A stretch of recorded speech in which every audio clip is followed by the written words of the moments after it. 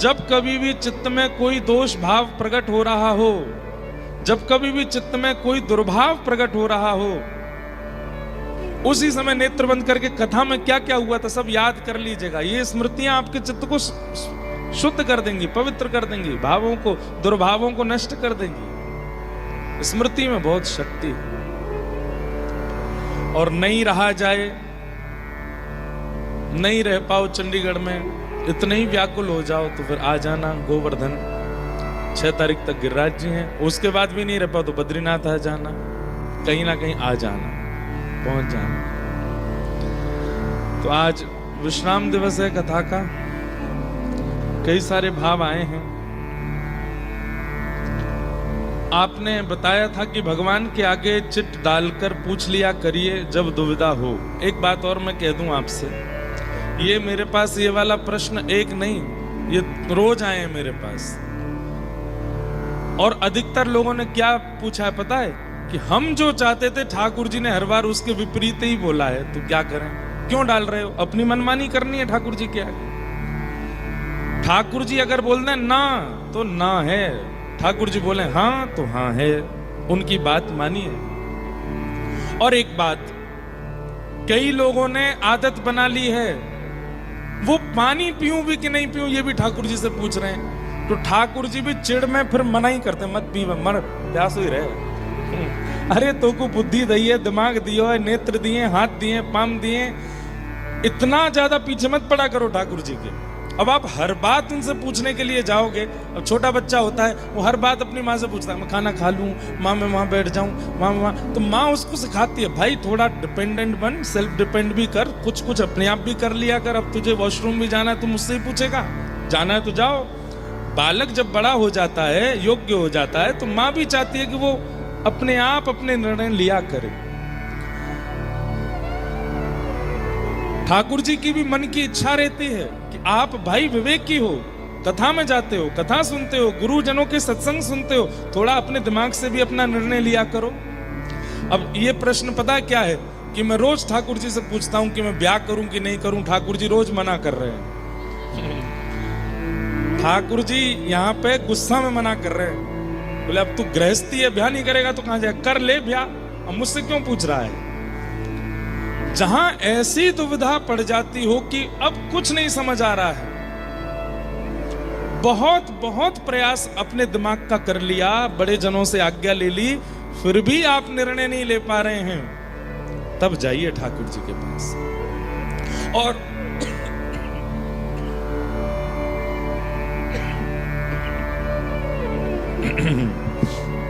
ये गले की हालत भी आप लोगों को गरबा सुनाने के लिए हो गई है हमारी। रात भर कल यहाँ पे गाए, रात भर नए नए पद लिखे, फिर से नए नए गरबा फिर गाए। सुबह 7 बजे सोए हम। सोचो कितनी मेहनत करते हैं आप लोगों को सुख देने के लिए, लाल जी को आनंद दिलाने के लिए। सबसे ज्यादा मेहनत चंडीगढ़ में, कोई कहता हम इतनी देर पंडाल में खड़े रहे, जनरेटर लगवाया, लाइट लगवाया, सबसे ज्यादा मेहनत हम करते हैं कथा। गा भी रहे, नाच भी रहे, गवा भी रहे, सेवा भी, सब कुछ करना पड़ता है। लेकिन बस उद्देश्य यही है कि आप में से कोई 2-4 ही सही वो ठाकुर जी के हो जाएं, बस इसलिए। सब नहीं हो पाएंगे, इतना तो भरोसा है हमको आप लोगों पे, 2-4 तो हो ही जाएंगे। तो क्या निवेदन कर रहा था कि भाई ये हाथ पैर क्यों दिए ठाकुर जी ने, ये नेत्र क्यों दिए, नासिका क्यों दी, जिह्वा क्यों दी, कान क्यों दिए, बुद्धि क्यों दी? और इन सब के बाद भी ठाकुर जी आपको सत्संग दिला रहे हैं, कथाएं सुनने का अवसर दे रहे हैं, महाराज जी की वीडियोस आप देख रहे हो, कथाएं आप सुन रहे हो, इतना विवेक आपको ठाकुर जी जगह जगह से पहुंचा रहे हैं। क्यों? ताकि आप सेल्फ डिपेंडेंट भी बनो, पूर्ण रूपेण ठाकुर जी पे आसर तू मत हो जाओ कि मैं ये करूं कि नहीं करूं, ये करूं कि ये। तो ठाकुर जी भी चिढ़ जाते हैं, बोले ला दाल पर चीज पर मना ही करूंगा मैं। अब बता, तो ये जो आपकी शादी के लिए रोज मना कर रहे हैं ठाकुर जी, भाई ये तो स्वाभाविक बात है, आप एक गृहस्थ आश्रम में रहते हो तो ब्याह तो आपको करना पड़ेगा, और वो ठाकुर जी से क्यों पूछ रहे हो? हाँ, किससे करूं किससे ना करूं ये पूछ लेना, 2-4 ऑप्शन आ जाएं तो वो ठाकुर जी से आज्ञा ले लेना। उसमें भी पहले खुद तहकीकात कर लेना जिनसे ब्याह होने वाला है वो भक्त हैं कि नहीं, वैष्णव हैं कि नहीं, कथा वथा सुनने में दिक्कत तो नहीं करेंगे, वृंदावन जाने में कोई प्रॉब्लम तो नहीं। उनमें 2-3 अगर मिल जाएं कि हाँ ये भी कथा सुनते हैं, ये भी सत्संग सुनते हैं, हम तो कहेंगे कि अपने होने वाले जो जिनसे ब्याह होने वाला उनसे बोलना, मैं एक लाइन गाऊंगा, आगे वाली तुम सुना दोगे तो ब्याह पक्का। कौन सा? जो कान्हा मेरो नाम न जाने, जो कान्हा मेरो नाम न जाने, जो कान्हा मेरो नाम न जाने, जो कान्हा मेरो नाम न जाने। और इसके बाद कहना सुनाओ, अगर सुनाया तो बरमाला संगी लाया हूं, अभी पहना दूंगा। अगर नहीं बता पावे कहना सॉरी, हम बयान नहीं कर सकते। भैया ये तो हमने एक एग्जाम्पल दिया है केवल।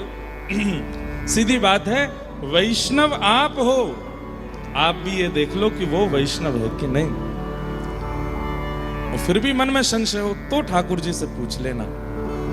और ठाकुर जी देखना वही लेके आएंगे जीवन में जिससे भक्ति बढ़ेगी। इसलिए हर बात के लिए ठाकुर जी के पास मत जाया करो।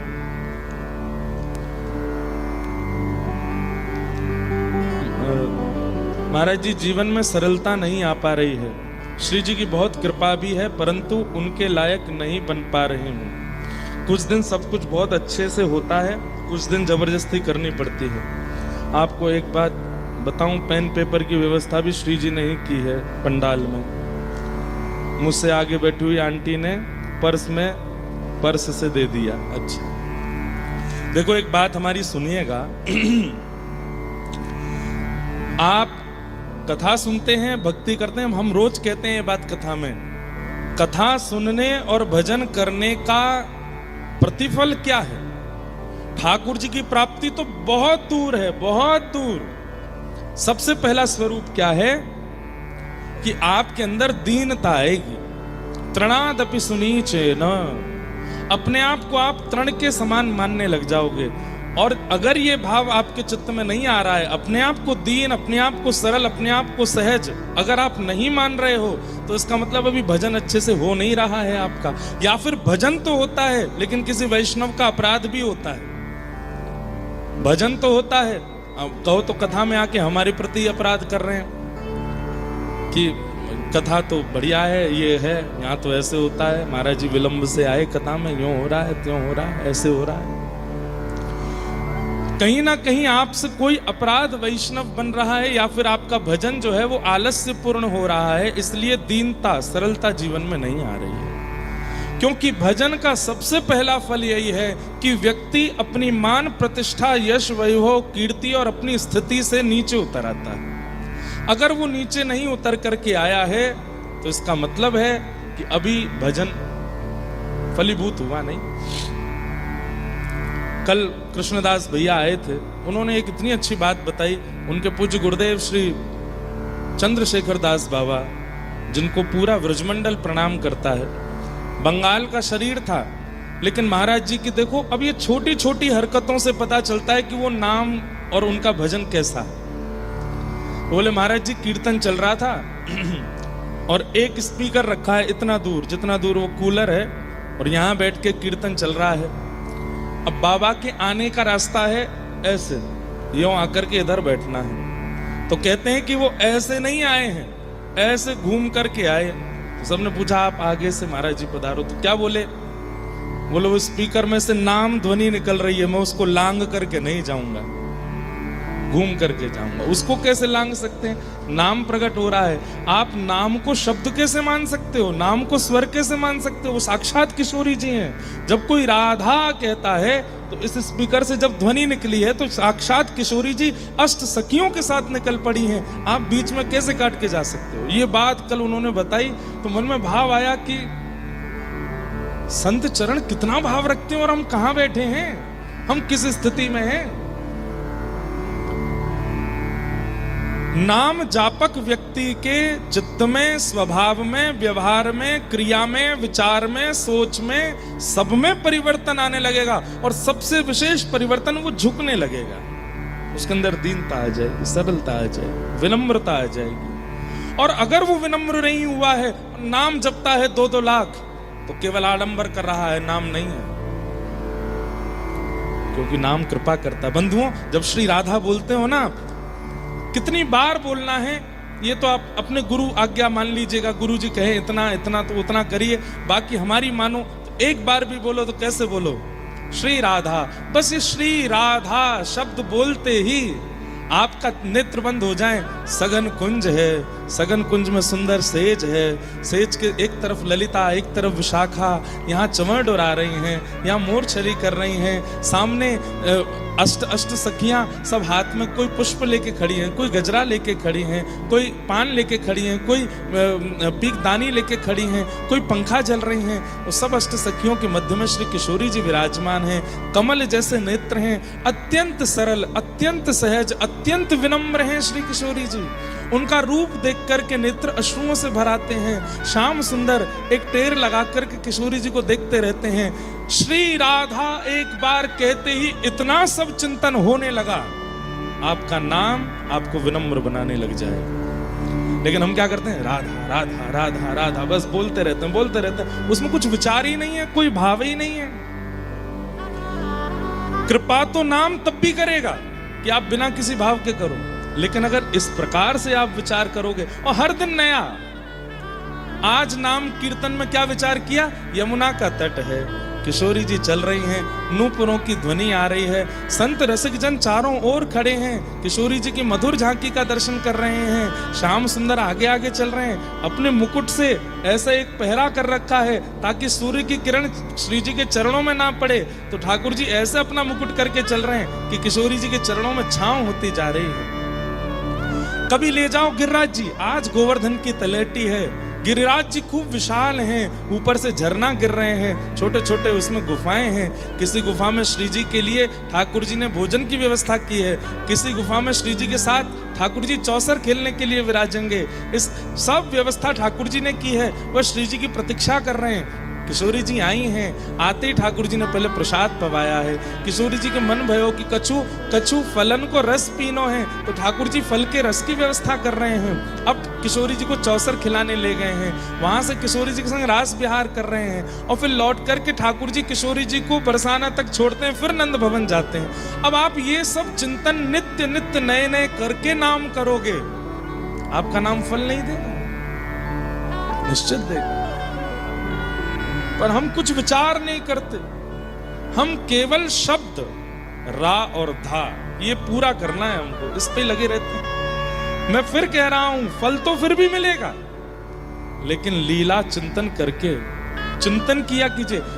एक लाली कथा में आती है, आप विश्वास नहीं मानेंगे, वो ऐसा ऐसा चिंतन करती है, कभी कभी मुझे बताती है तो मैं प्रफुल्लित हो जाता हूं। एक बार उसने क्या चिंतन किया कि महाराज जी हमेशा ठाकुर जी और श्री जी पूर्णिमा पे क्यों मिलते हैं, अमावस्या पे क्यों नहीं मिलते? मैंने की लाली अमावस्या पे लाला दिखते ना होंगे, कारे कारे, उस समय लाइट तो होती नहीं है, और अमावस्या पे चंद्रमा है नहीं, और ठाकुर जी दिखते नहीं होंगे, इसलिए अमावस्या पर कोई ऐसी क्रिया। तो बोली तो फिर अमावस्या को नींद कैसे आती होगी, कितना विरह होता होगा श्री जी को कि आज तो ठाकुर जी मिले नहीं।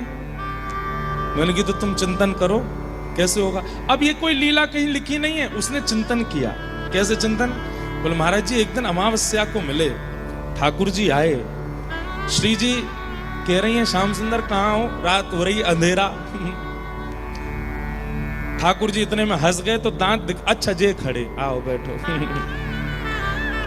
फिर किशोरी जी के मन में क्षोभ है, ठाकुर जी को बड़ी शर्म भी आ रही है, क्यों मैं इतनो कारो कायकू कि अमावस्या पे दुखू ही ना हूं। तो किशोरी जी को एक प्रेम में स्वभाव होता है ना कि जब प्रेमी को संकोच होता है तो दूसरा प्रेमी उसको सहज करता है कि तुम संकोच मत करो, इतना कोई बड़ी बात थोड़ी है। तो किशोरी जी कह रही हैं आप संकोच को नहीं श्री जी, मुख आपके काजे और भी सुंदर सुंदर वर है सके, आपने जे कन्हैया ही काई कुछ चुनो, देखियो अमावस्या पे दुखू ही ना हूं मैं।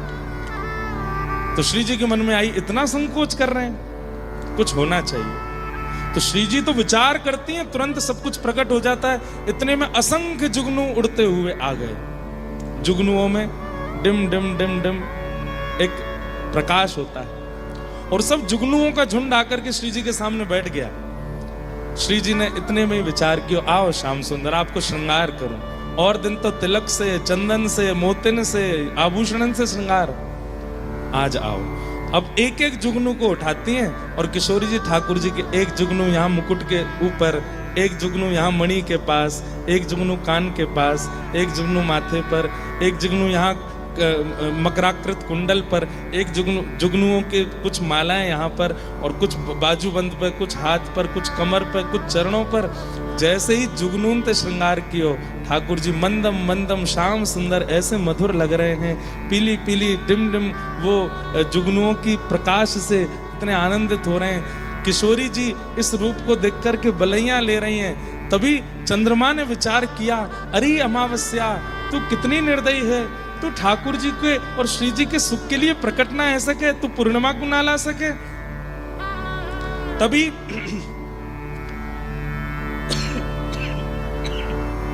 चिंतन देखिए, अमावस्या तो नहीं बदल सकती। तभी क्या हुआ, किशोरी जी ने ठाकुर जी की भुजा अपने कंधा पर रखी, अपने भुजा ठाकुर जी कंधा पे। ठाकुर जी चमक रहे हैं, किशोरी जी प्रेम भर करके देखती हैं तो किशोरी जी का जो तेज है वो और ठाकुर जी को प्रकाशित करने लगता है। दोनों युगल का प्रकाश सामने बह रही यमुना जी पर पड़ता है और जैसे ही कोई लाइट शीशा पर डालो तो रिफ्लेक्ट होकर के ऊपर जाती है। तो श्री जी और ठाकुर जी का प्रकाश जैसे ही जमुना जी पर पड़ा, जमुना जी ने उसी प्रकाश को रिफ्लेक्ट कर दिया आकाश की ओर, और जहां चंद्रमा अमावस्या का था वहीं पूर्णिमा हो गई और पूर्णिमा में पुनः ठाकुर जी का रास विहार हो गया। हम करते हैं ऐसे चिंतन, ऐसे चिंतन करने पर नाम कृपा करता है। इसलिए नाम कोरा मत जपिए। मैं फिर कह रहा हूं तीसरी बार, कृपा तो फिर भी हो जाएगी पर कुछ चिंतन करके करो। ये कथाएं क्यों सुनते हो आप, ये लीलाएं क्यों सुनते हो आप? ताकि आपका भी अपना चिंतन बने, आप भी कुछ विचार कर सको। ये लीला कैसे हुई होगी, यहां कैसे हुआ होगा, ये क्रिया कैसे हुई होगी, विचार करो।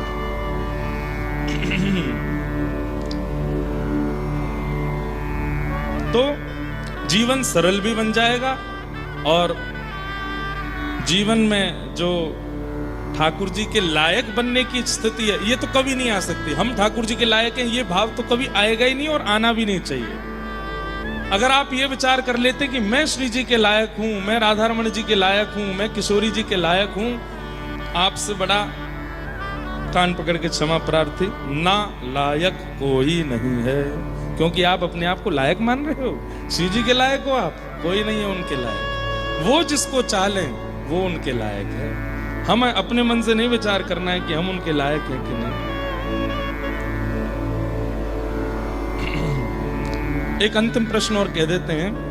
प्रणाम। मन में दो भाव हैं। एक यह कि श्री जी जो श्री जी का नहीं है, अच्छा श्री जी से आप केवल किशोरी जी मत लिया करो। श्री जी मतलब दोनों युगल को हमारे व्रज में श्री जी ही कहते हैं। है तो मुख्य रूप से किशोरी जी, पर फिर भी आप अति गूढ़ ब्रजवासी से मिलोगे तो वो बिहारी जी के लिए भी यही कहेंगे, कहाँ जा रहे हो? बोले श्री जी के दर्शन करने जा रहे हैं। नए लोग कह सकते हैं अच्छा बरसाने जा रहे हो? नहीं नहीं, बिहारी जी। बिहारी जी तो बिहारी जी, श्री जी क्यों कहा? बोले भैया वृंदावन वारिन के काजे दोनों युगल ही श्री जी हैं, दोनों श्री हैं। राधा रमण जी की कृपा हो रही है ऐसा नहीं बोलेंगे, श्री जी की कृपा है रही है, दोनों श्री जी। तो मन में दो भाव हैं। एक यह कि जो श्री जी का नहीं है वो हमारा भी नहीं है, और एक भाव जो आपने कल कहा कि यदि कोई भक्ति भाव में नहीं है तो श्री जी से प्रार्थना करो कि जैसे उन्हें हमें अपनाया आप हमारे साथी को भी अपनाओ। तो हम क्या करें? इंतजार करें उनके भक्त होने का, या फिर उनको श्री जी का नहीं है समझकर छोड़ दें? हमने एक बार कथा में कहीं बताया था, एक समय अवधि रखिए बहुत अपना व्यक्ति है और श्री जी से विलग है, तो श्री जी से प्रार्थना करो और एक समय प्रतीक्षा का रख लो, इतना प्रतीक्षा हम करेंगे। अगर श्री जी ने इनको स्वीकार कर लिया, और नित्य उतने समय तक हम प्रार्थना करेंगे, हे श्री जी इनको स्वीकार करो, इनको स्वीकार करो। क्यों स्वीकार करो?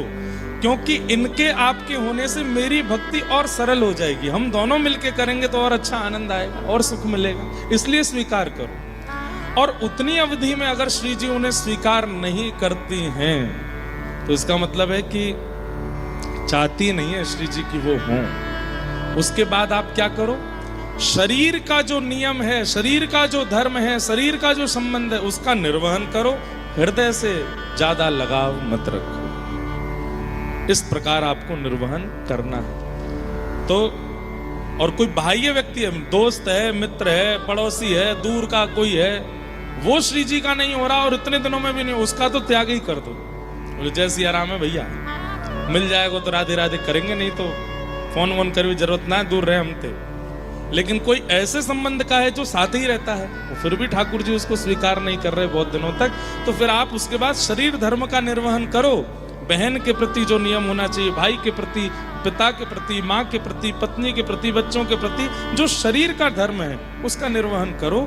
बाकी हृदय से फिर विशेष लगाव मत रखो। ऐसा आप कर सकते हैं।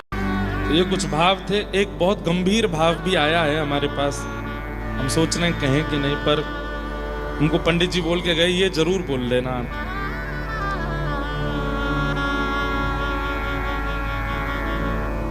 कोई बहन का शायद प्रश्न है कि उनके जो पतिदेव हैं वो 5 महीने पहले ही भगवत नाम प्रस्थान कर गए और उनका भी श्री जी से बहुत प्रेम था। अब घर के लोग तो कहते हैं कि आप आगे बढ़ो, लेकिन मन वहीं रुक गया है, विचार नहीं कर पा रहे, रहा नहीं जाता, कैसे रहें। 7 वर्ष साथ में थे, उसके बाद अभी 5 महीने पहले उनका भगवत धाम गमन हो गया। अब क्या करें? ऐसी स्थिति में एक विचार देखो, आध्यात्मिक भाषा कई बार ना बड़ी कड़वी होती है। सेम यही प्रश्न मीराबाई से एक ने किया था। आज ही मैं अभी जब आ रहा था, गाड़ी में ही पढ़ता हुआ आ रहा था कि भक्तिमती मीराबाई जब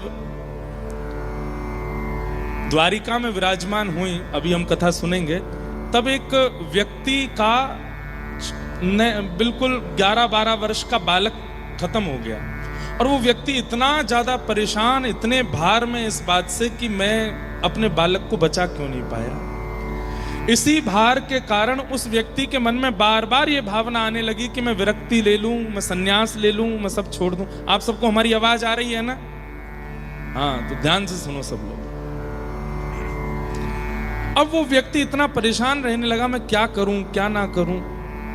तो घूमता हुआ तीर्थों में जा रहा था, तब वो जब मीराबाई का नाम सुना तो द्वारिका में उनके पास गया और उनसे जाकर के भी उसने यही बात कही कि मेरा पुत्र चला गया और मैं तब से बहुत विचलित हूं, मैं क्या करूं। अब देखिए आध्यात्मिक भाषा कैसी है।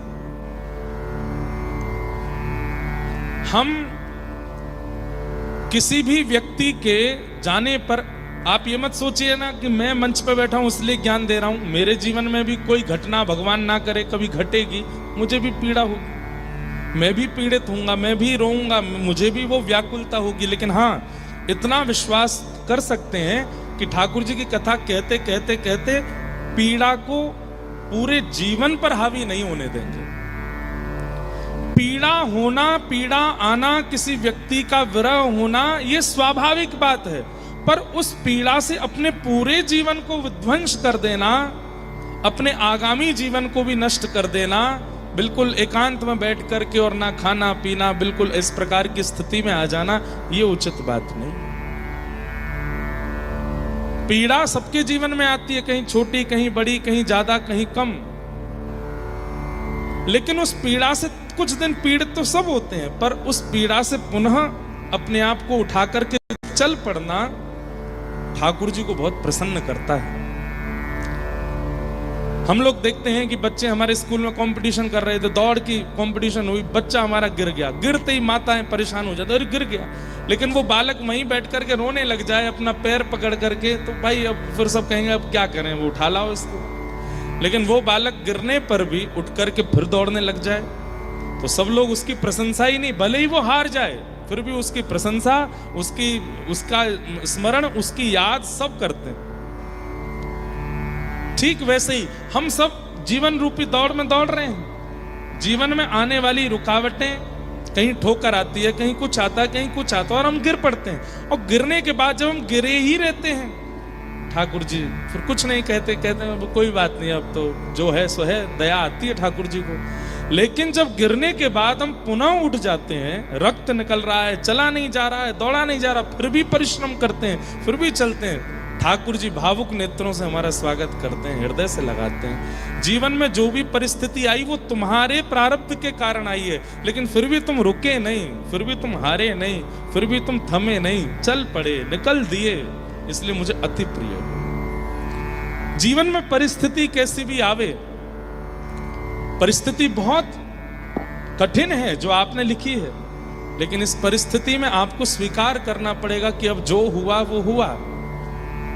कथाएं सुनकर के, नाम आश्रय लेकर के, ठाकुर जी को अपना बना करके अब मैं आगे बढ़ूं। शेष जीवन जो है वो अपने लिए, और जो चले गए हैं उनके नाम से मैं ठाकुर जी की सेवा में लगा दूं। आपको आगे बढ़ना पड़ेगा। मीराबाई के दादाजी को छीन लिया, मीराबाई का जिनसे विवाह हुआ, नाम का विवाह था, लेकिन एक प्रकार से वे भी समर्थन ही तो करते थे मीरा जी का, उनको भी छीन लिया ठाकुर जी ने। मीराबाई का पूरा परिवार विपरीत रहने लगा, कोई भी अपना नहीं। वापस मेड़ता लौट के आई तो पिताजी भी चले गए, माताजी भी चली गई, कोई नहीं बचा। लेकिन फिर भी मीराबाई रुकी नहीं, थमी नहीं, अपना भजन करती रही। ऐसे ही बंधुओं, जीवन में परिस्थिति चाहे जितनी भयावह आ जाए, परेशान मत होइए, विचलित मत होइए। कथाएं सुनिए, नाम जप कीजिए, इससे बड़ा बल आपको कहीं नहीं मिलेगा। और इस बल को लेकर के चल पड़िए, निकल दीजिए। ज्यादा उसका विचार मत कीजिए, चिंतन मत कीजिए। ठाकुर जी ने शायद कुछ विचार किया है, उसको सोच करके आगे बढ़ दीजिए। तो इन बहन के लिए भी हम बस प्रार्थना करते हैं कि आप ठाकुर जी के नाम आश्रय लीजिए, कथा श्रवण कीजिए, और अब बहुत दिन तक परेशान मत रहिए, अब निकल पड़िए। 5 महीने हुए हैं, अब बस इस दीपावली गोवर्धन पूजा से ठाकुर जी को अपना जीवन अर्पित करने के बाद आगे बढ़िए। जीवन में आगे बढ़ना बहुत आवश्यक है। बोलो वृंदावन बिहारी लाल की।